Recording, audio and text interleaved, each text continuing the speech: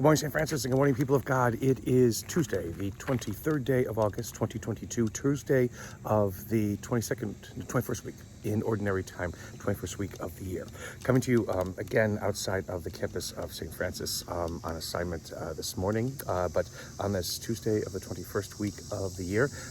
again with two readings this week from Thessalonians, 2 Thessalonians. Again, continuing Paul's letter there, the greeting to the people there, and now his message to them, which was basically to stop thinking that Jesus is coming tomorrow,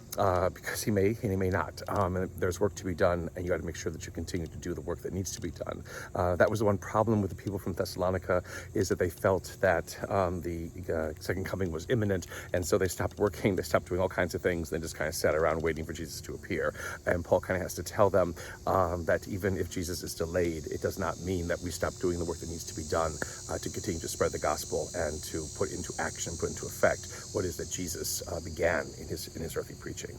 And so the caution of basically thinking that the end is near, the end is happening, or there's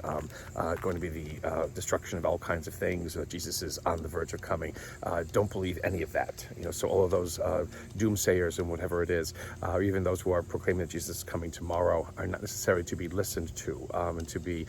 given any kind of notice, because God will return in God's own time. But for us to be continually at work, again, loving and forgiving and giving and being merciful and not judging is our call to action, is what we are asked to do and asked to be responsible for in our lives as believers, in our lives as Christians. To forget that,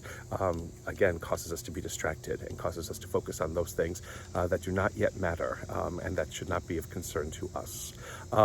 In Matthew's Gospel, Jesus continues again with the great woes that he presents to the Pharisees and to the scribes for their blindness, for their short-sightedness, for their arrogance, for thinking that they can do whatever they want and to just run people's lives, but also for their smallness of heart and their inability to truly recognize the fact that God is asking much more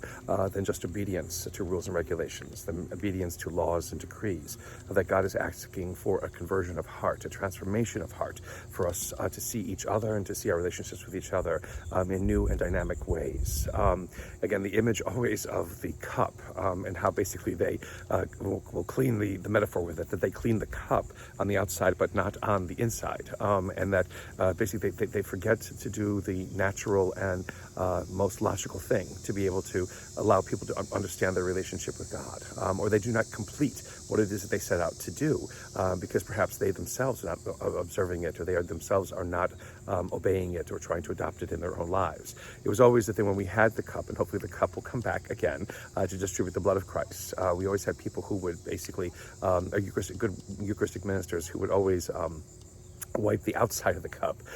from where people had drank, but never on the other side of the lip of the cup where they also drank. The purification should go on both sides, not just on the one side. And in this way, again, that kind of metaphor that Jesus uses about making sure that you do everything that's necessary or everything that's asked for or required from us ourselves as believers in this world is done to our capability, is done to our best ability. That allows, again, God's reign, God's hope, God's love to be seen, experienced, and felt in this world.